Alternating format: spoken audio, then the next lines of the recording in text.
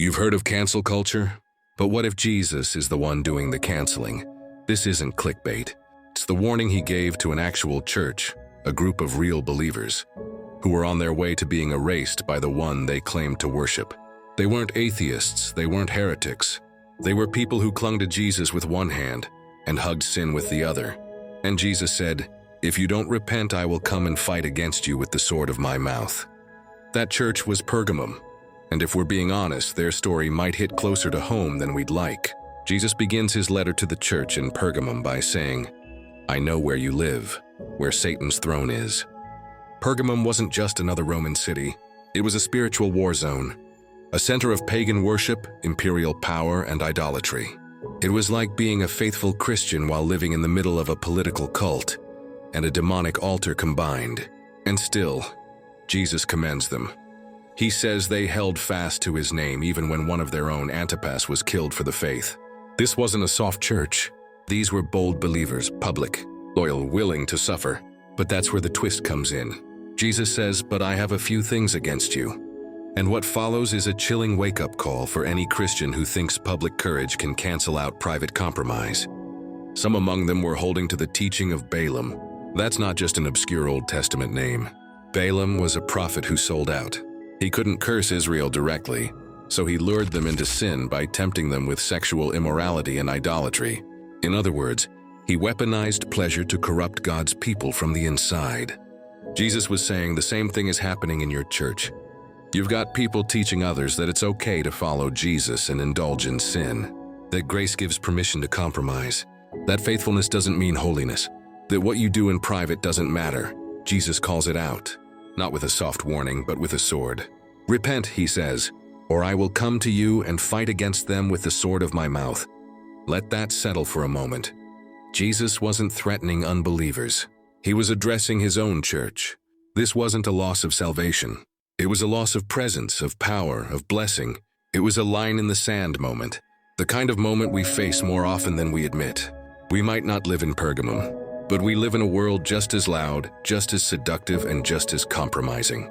And many of us are doing the same thing they did: public faith, private sin. We post Bible verses while watching things we'd be ashamed to admit.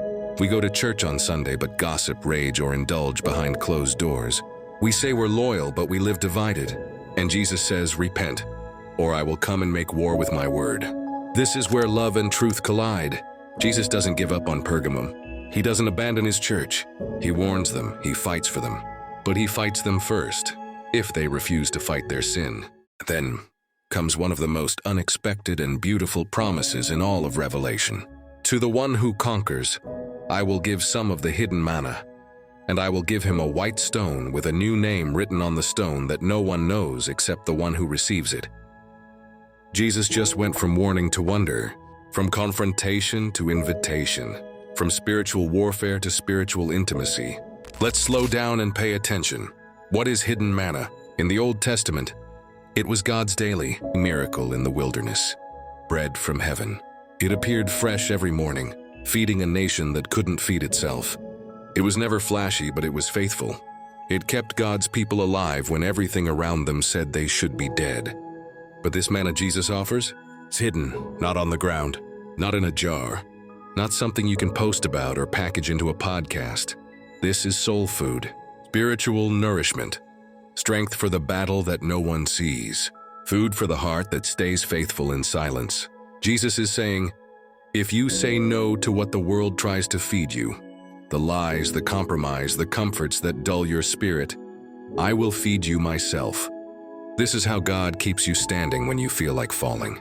This is how he gives peace when anxiety should be winning, joy when the night doesn't end, resolve when no one is clapping for your obedience. It's nourishment from another world, and it's only for those who overcome, but that's not all. Then he says, I'll give you a white stone. Now, let's not skim over this. This image is layered. In the ancient world, white stones carried weight. In Roman courts, jurors would cast a black stone for guilt and a white stone for innocence. So Jesus could be saying, I've declared you innocent. You're forgiven, you're free. In athletic contests, winners were sometimes given white stones with their names carved in, a permanent token of honor, like a trophy that fit in your palm. Others used white stones as tickets to banquets and exclusive feasts. Your name on that stone, that meant, you're invited in, you belong here. But Jesus takes it even further. He says the stone will have a new name, and no one will know it except the one who receives it. That's wild. He's not just giving you a label, not just a group identity. This is personal. He's saying, I know who you really are. I know what you've walked through. And I've written a name that reflects your redemption, your journey, your intimacy with me. It's a name born from scars and surrender, a name spoken in love, not shame, a name forged not in who you were, but in who you've become by grace. And it's yours alone. This isn't just about surviving judgment.